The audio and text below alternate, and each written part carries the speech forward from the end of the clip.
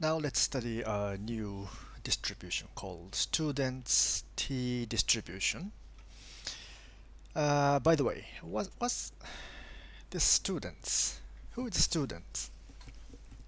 Actually, this is the pen name of one of researcher who developed this distribution. His real name is this William Seeley Gossett. So please read this Wikipedia page of William Seeley Gossett. He was a scientist at Guinness. It's a brewery, the company that makes beer and also the Guinness Book of World Records. And he, as part of his job, he developed all these statistical tools. Anyway, let's go directly into the definition. Suppose z is a standard normal random variable and y is a chi-square random variable with f degrees of freedom. Okay, from these two random variables, and they're independent of course, we define a new random variable by z divided by y square root of y over f. So this f is the degrees of freedom of y. Okay, then this t, new random variable t, follows t distribution.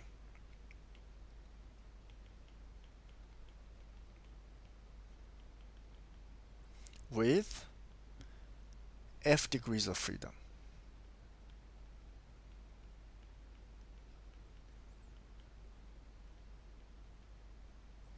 So this degree is same as this chi-square distribution.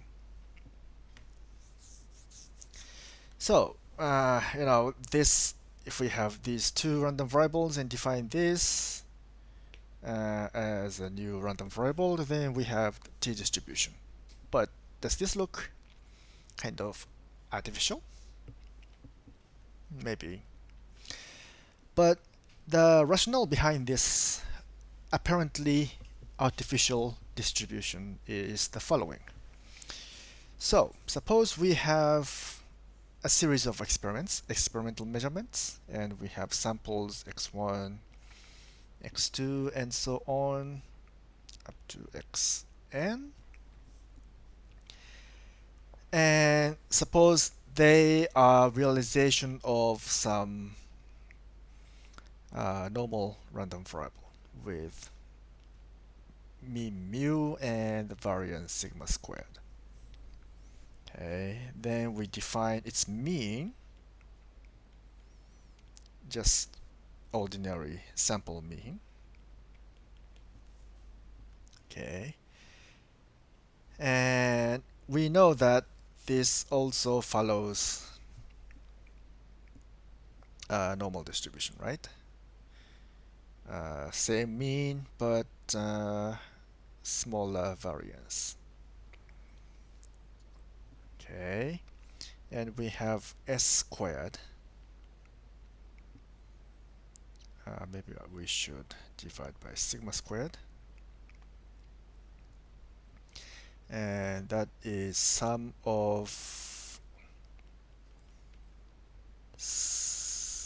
this square deviation from the sample mean divided by sigma squared. And now we know this is a random variable that follows the chi-square distribution with n minus 1 degrees of freedom, right?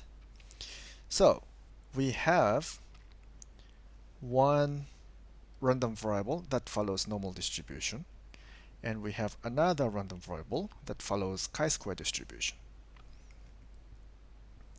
Now, let's define this. First, standardize this one, x bar.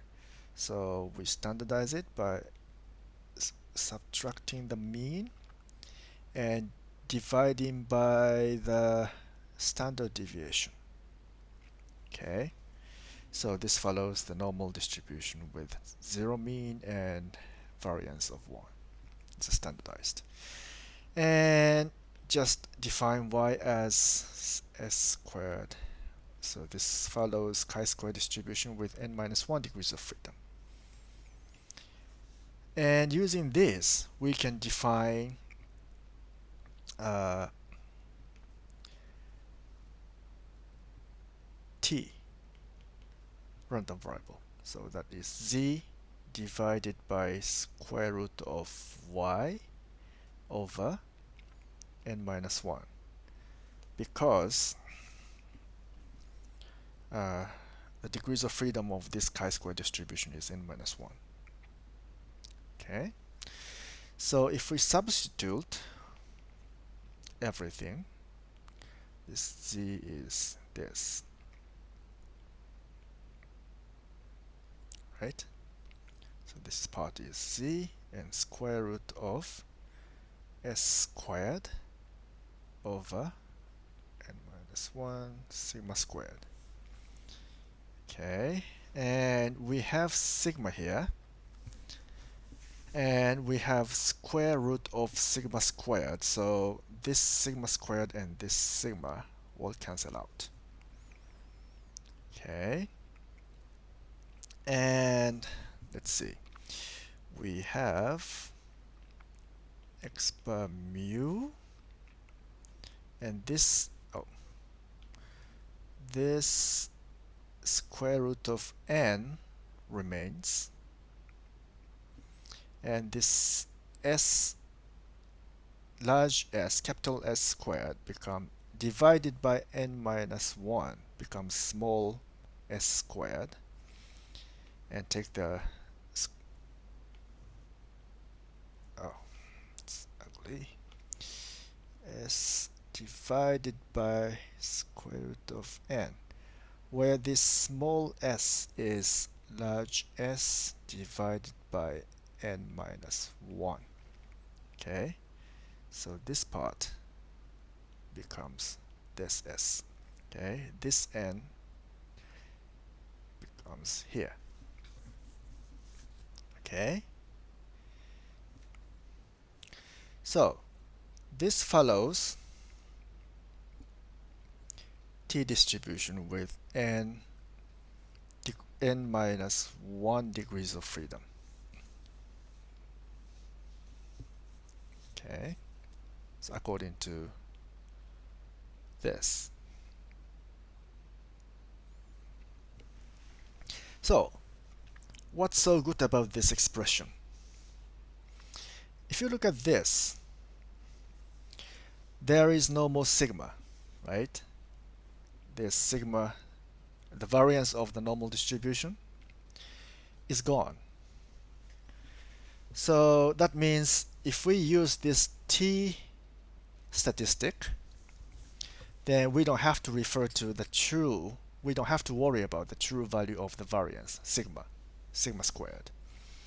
Okay, that's nice because it requires less information, and we never know the value of sigma anyway, so it's a good thing. So we can do lots of statistical tests without assuming any values of sigma. Okay, now that we know the definition of the t distribution, let us look at the density function. So here's the theorem. Suppose t is a random variable that follows t distribution with f degrees of freedom. Then its density function is given by this gamma function, f plus 1 to square root of f pi and gamma f over 2 and 1 plus t squared over f to the power of minus f plus 1 over 2.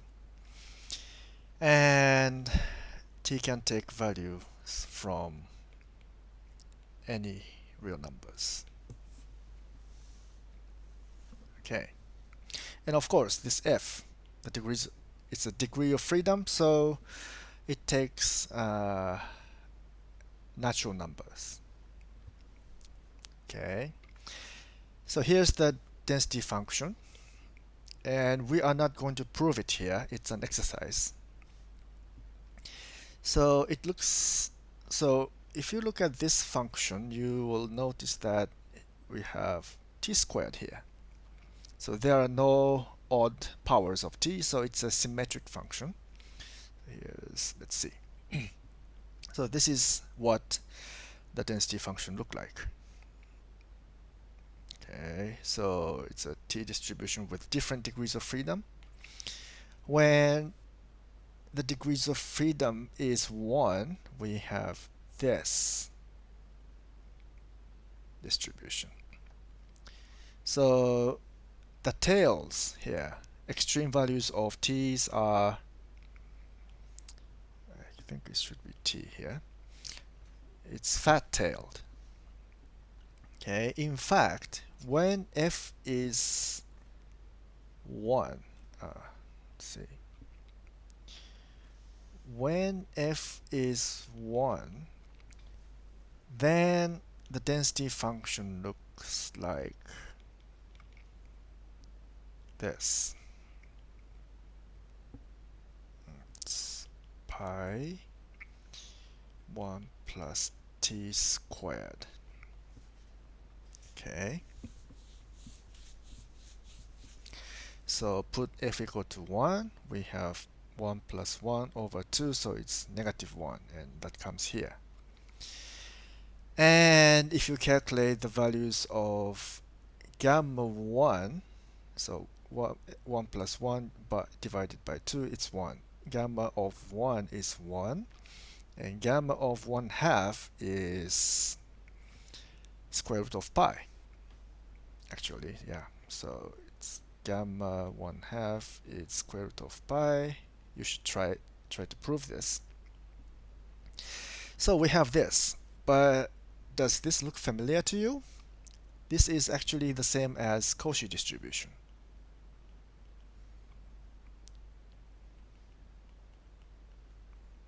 Okay, so Cauchy distribution is a very strange distribution where it's so fat-tailed that its mean cannot be defined. Therefore, its variance cannot be defined. It diverges. So t distribution includes the Cauchy distribution as a special case.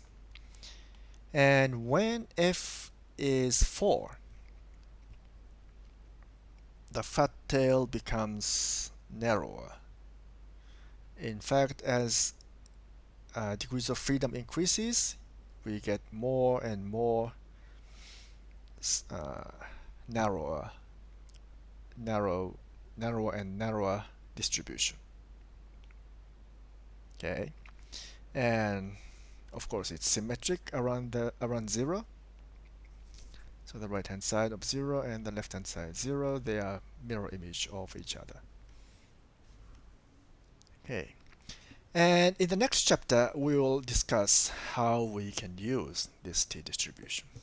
But that's all for today for t distribution. Now, let's study a new distribution called the f distribution. So, first definition. Suppose y1 follows the chi distribution with f1 degrees of freedom, and y2 is also a chi-square random variable, but with the different degrees of freedom, f2. Okay, then we define a new random variable based on these two random variables, like y1 divided by f1 divided by y2 divided by f2.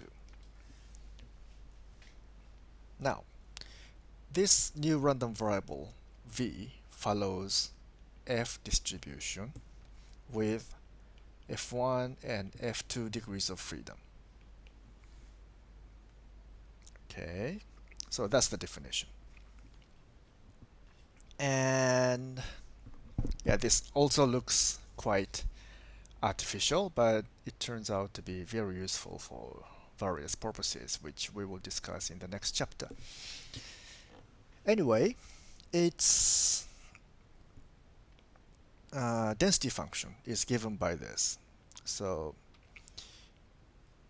V, so given F1 and F2 degrees of freedom, the density function is given by, it's quite complicated. So F1 V to the power of F1, F2 to the power of F2 divided by F1 V plus F2 to the power of F1 plus F2, all divided by V and beta function of F1 over 2, F2 over 2. Wow, it's quite complicated. And this B is the beta function, if you remember.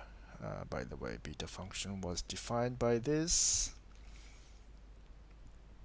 from 0 to 1, t a minus 1, 1 minus t, b minus 1 dt.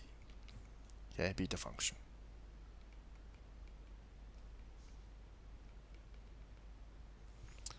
Okay, so if you define a random variable by this, then its density function is given by this. So we're not going to prove this here, but if you like, you can prove it based on these definitions. And of course, you need to know the density functions for chi-square distribution, which you should know already. Anyway, this, since chi-square distribution takes only positive, non-negative values, consequently, this V also takes values that are non-negative.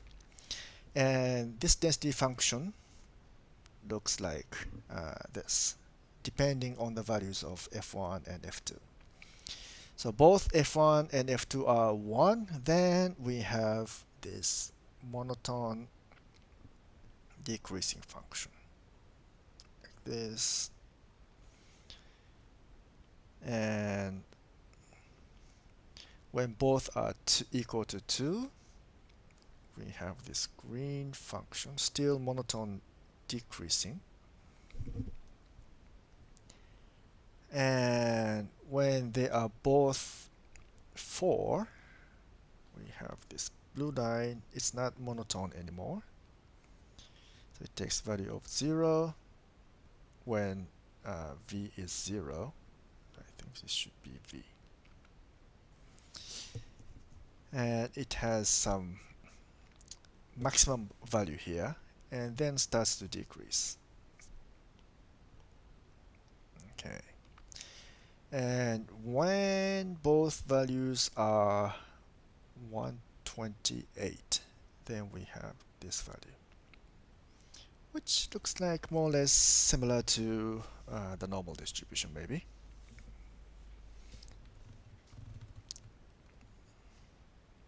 So this is the F distribution.